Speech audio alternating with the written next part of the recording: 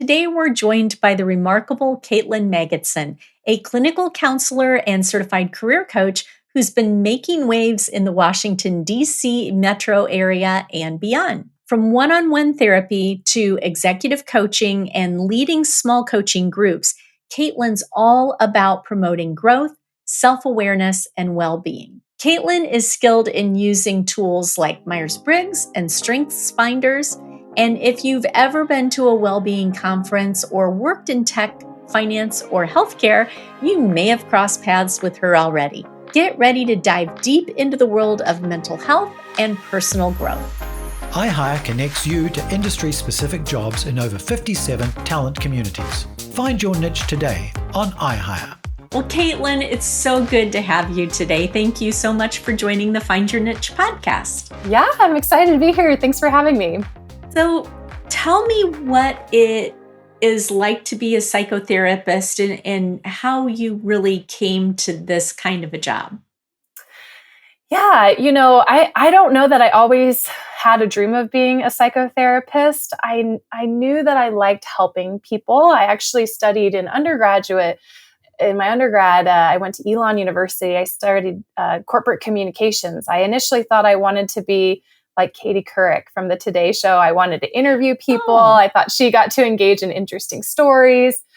But as I did that work, I felt that it wasn't as deeply meaningful in being able to support people in the way that I wanted to. So I actually switched my major to human services, which was somewhat like social work. Didn't know what I was going to do with that. So I ended up switching back to corporate communications and was going to figure it out. I did some volunteer work abroad, and I felt like I want to help people have better lives.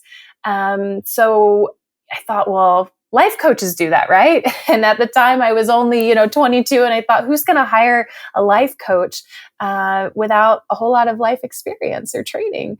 So I did some research. I did a bunch of informational interviews with helpers, if you will. I remember going into a high school to talk to a high school counselor.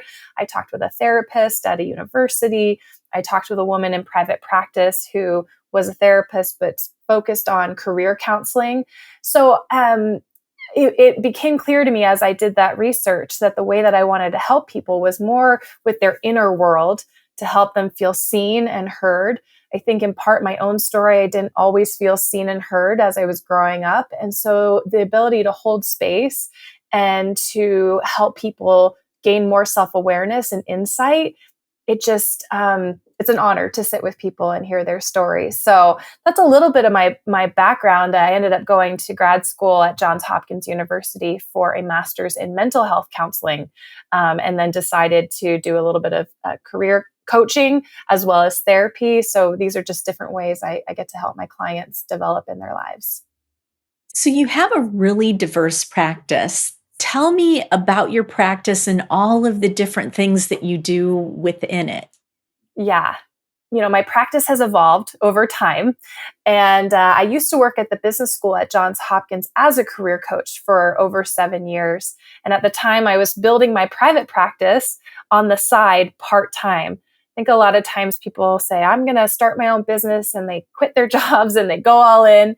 But it really took a lot of time to build client base and build services. So I was doing career coaching as I built my private practice.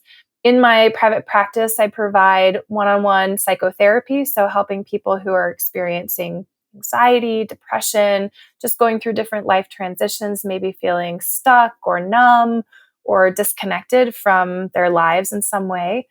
I also provide career coaching and leadership coaching services. So I've worked with companies to work with their leadership in developing more emotional intelligence and gaining greater, self-awareness so that they can improve in their areas of opportunity, if you will, for growth.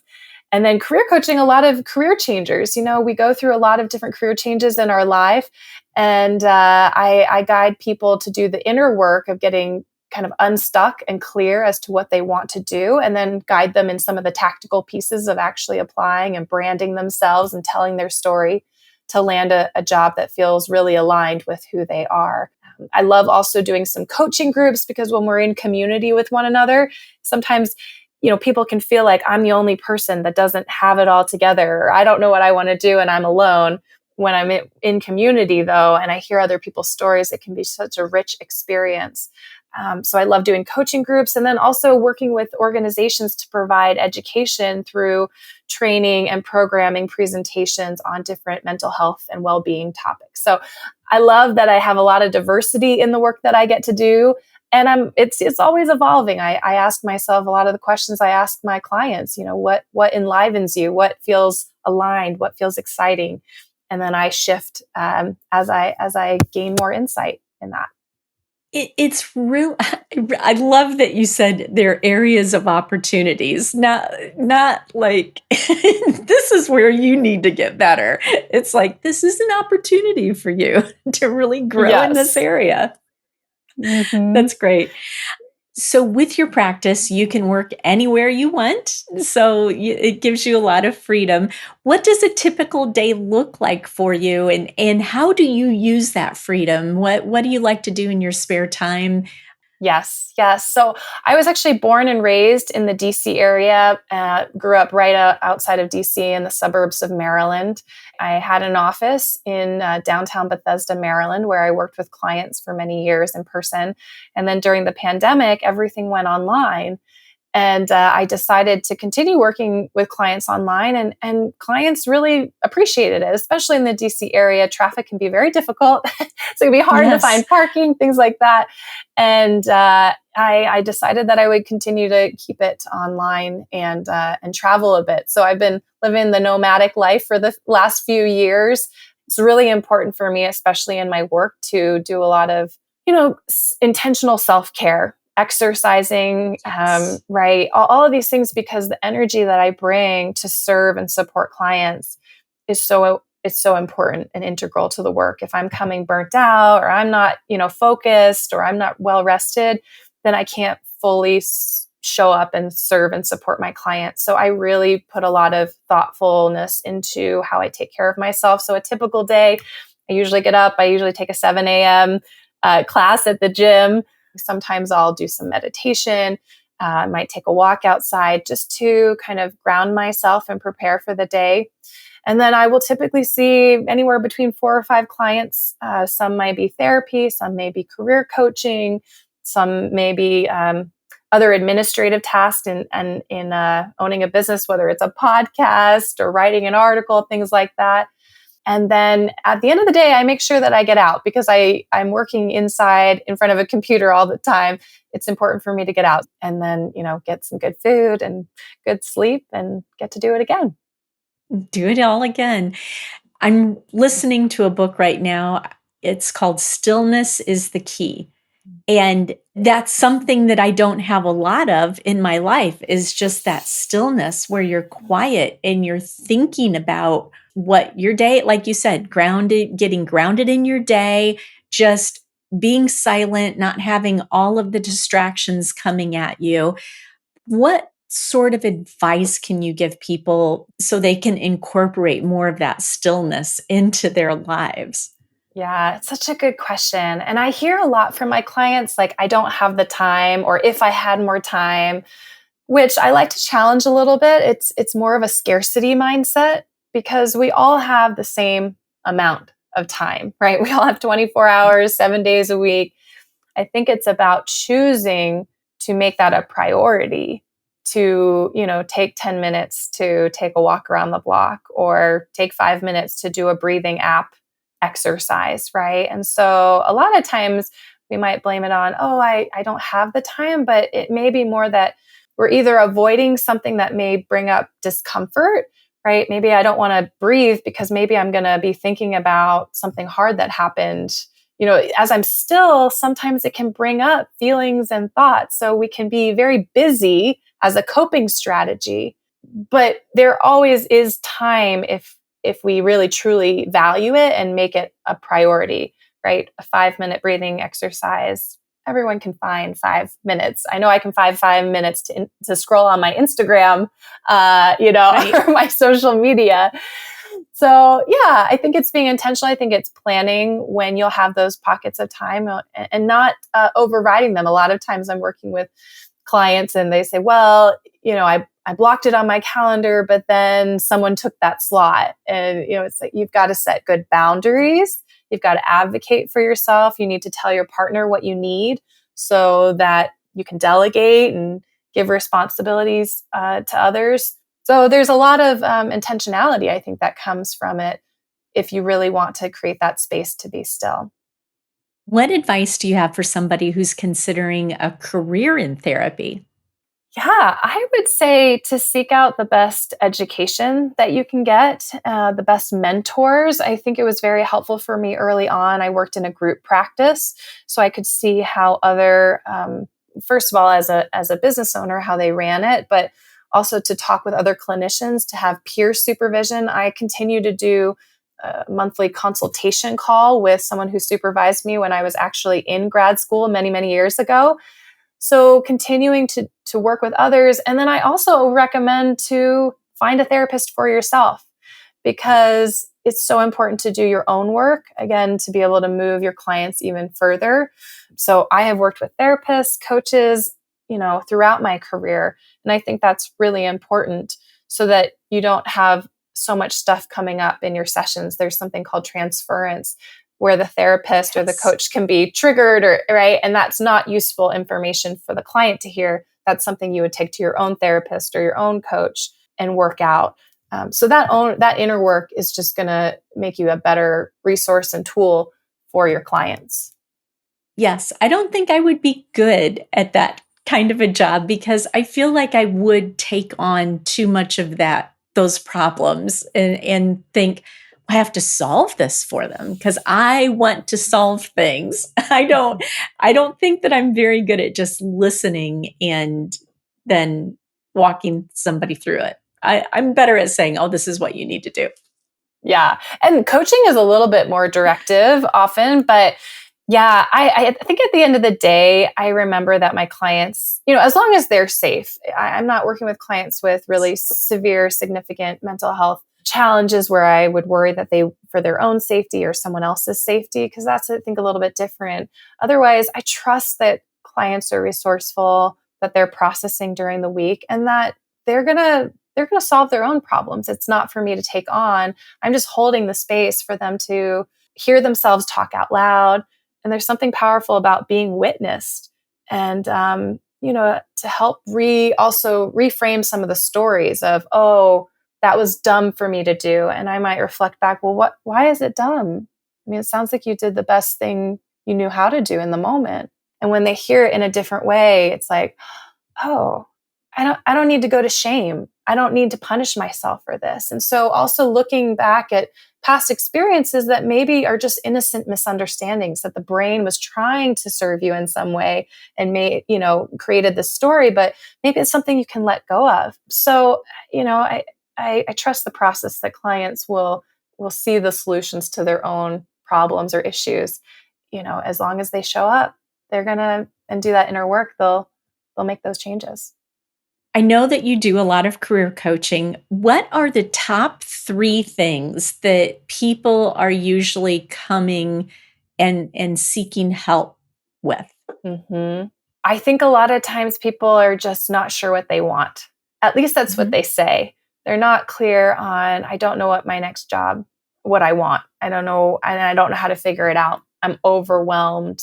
Maybe I've been applying to random things. So really, I want to get clear. And I think that's such an important part of the process because before you even send out an application or go in an interview, you want to feel confident in your story to say, this is what I want. So I really start off when I'm working with someone in a coaching container to really do that exploration and discovery work to get clear on what is it that I want. And then you can go after it. Then you've got a target. And then we just do strategy work, right? I think a lot of times people come to me, some people will see that I'm a therapist. I'm a licensed psychotherapist in the state of Maryland. So I provide therapy to clients who reside in Maryland. Coaching is worldwide.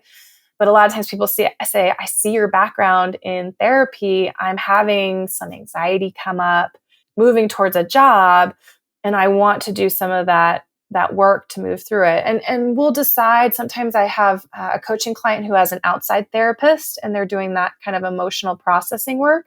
Or they may be having some anxiety and some limiting beliefs that are kind of making things sticky or stuck inside of them. But I've got tools that will help them kind of do the mind body work to move them to, the next stage and play with those edges that have felt difficult to move through. And a third, sometimes it really is just strategy. I know what I want. I've been applying, but I'm not getting any traction. And so sometimes it really is teaching some of those skills around networking, how to build relationships, how to tighten up your brand on your resume, your LinkedIn, how to get really clear in storytelling and interviews. So sometimes it's strategy. So I see people coming in for, they're at different stages of their process in getting clear on what they want. You talked a little bit earlier about the social anxiety. Do you think networking is a thing that really makes people the most anxious when you're talking to them? Like, you've got to get out there and start talking to people. Yeah. Well, and we don't, as you said before our call today, we were chatting, and we don't look for jobs all the time. And so this idea that you're going to deliberately reach out and build relationships, it's not always comfortable. I think a lot of people think it's weird. I let people know it's very normal to be networking. And I really encourage people to be doing that throughout their career, not just when they're looking for a job, but to have conversations that build relationships, add that person to your LinkedIn. You'll have your network there. If you end up applying to their company, now you've got a contact that can then refer their application. And companies typically start with internal referrals.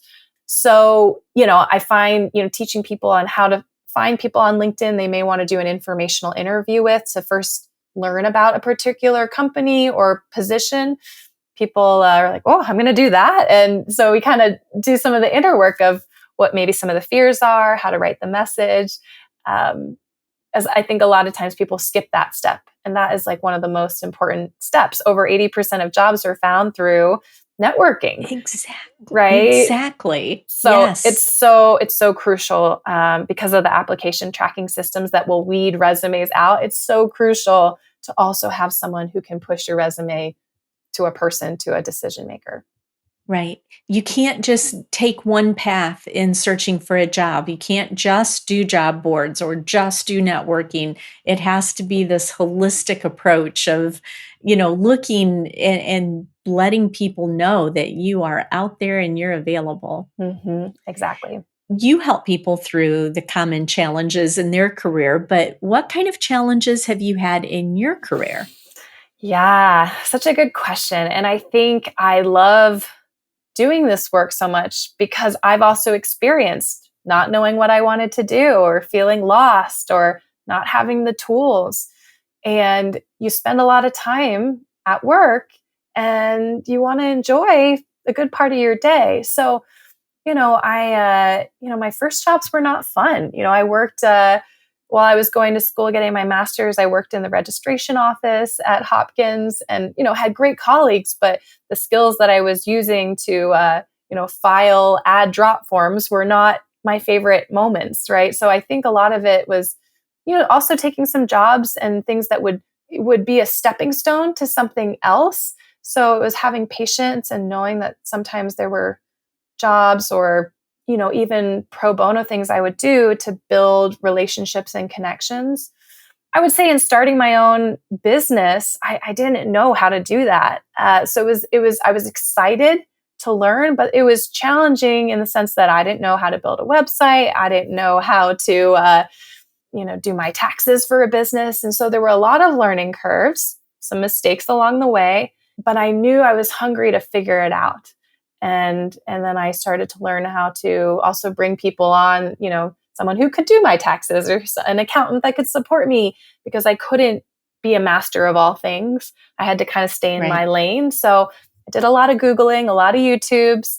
I did a lot of training. That's the biggest thing that I think if I were to give advice to anyone thinking about getting into this line of work is to continuously invest in yourself, because as you grow yourself as a coach or as a therapist, as a business owner, there's always a return on investment. So I'm always doing training so that I can level myself up to then help my clients level up even further.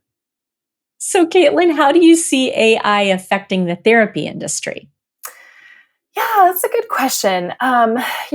I see a lot more online platforms popping up that serve clients with, texting your therapist, or maybe even texting with, a chat bot that can at some point interpret some language and probably give you some feedback. As far as just technology in general, there's a lot of resources and tools that I use in my business, whether it's a client platform for, running payments, keeping notes, keeping a calendar.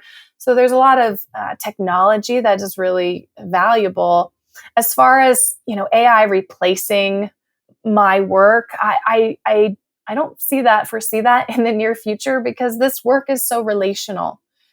There's something Yes. that happens when you're sitting in a room with someone, or even across a video screen, and it's human to human interaction. I don't know that I feel really concerned about AI replacing my job, although I think there will be ways that people can get more resources quicker. Even on some of the social media platforms that I'm on, there's AI, that technology where, if I post something and then I say, comment career in the chat part, it will automatically send them an article or a resource. So there's things that are making it easier to disseminate information, which, education is really powerful. So I see people having greater access to resources, which is a wonderful thing. I agree with the chatbot part of it, because there is something to talking to someone and them being able to read your body language, read what's going on with you, get to know you. The chatbots aren't going to call you out. They aren't going to ask the right questions at the right times. Yeah. And maybe it will just keep getting better, and maybe there's a good, better, best of support, and if more people can get support, that's great. But yeah, at the end of the day, I think that human interaction just isn't something that you can totally replace. What advice do you have for someone who is considering going to a therapist for the first time? Mm. Well, at first, I would say you're brave, and it's wonderful that you're reaching out, because just even making that first call or sending that first email to see if working together, working with someone is a fit, takes some energy, it takes some effort, and takes some courage. It can take a little while sometimes to find the right fit. So I always tell people, pay attention to how you feel when you're talking to someone on the phone. Do they ask you questions? Are they reflecting back what you're sharing? And then, give it a first session, see how you feel. Maybe give it a couple. Always let people know that you're in control. And if it doesn't feel like a fit, to keep going, that you deserve the support that you're looking for, and that you can, continue to search for a therapist or coach until you feel like it's a good fit. So I think that's really important, and to not give up until you find those resources. It can be helpful to ask friends who they've worked with or seen. Sometimes good recommendations come that way, but it's a process. And when you find a good fit, then you can settle in and really do the work, which is, really impactful and life changing. So I guess for anyone looking, I just say, keep looking.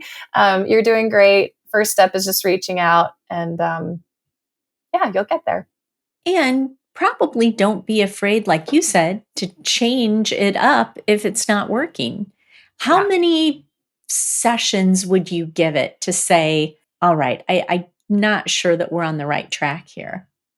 Yeah, I say, 3 or 4 can be a good way, because obviously, when someone goes into therapy for the first time, or even working with a coach, it's like, you don't know the person, they don't know you. It takes some time to get a rhythm, to understand kind of the structure of, maybe your 50 or 60-minute session, to settle in. And then, it takes time to build that safety and that, connection with someone new. So if you leave after the first time, it may not really tell you if it is a good fit, because it's also new, Right. right? Right. But you're always in control also of what you share. You get to decide how it's paced. So just be open, ask questions in a consultation call or clarity call, so that you feel prepared to go in, and then see if it's a fit. If it's not, then search for someone else. Well, Caitlin, it was so great to have you. Thank you for spending this time with me. Thank you so much for having me. I love the work I get to do, so it's great to talk about. So thanks for having me.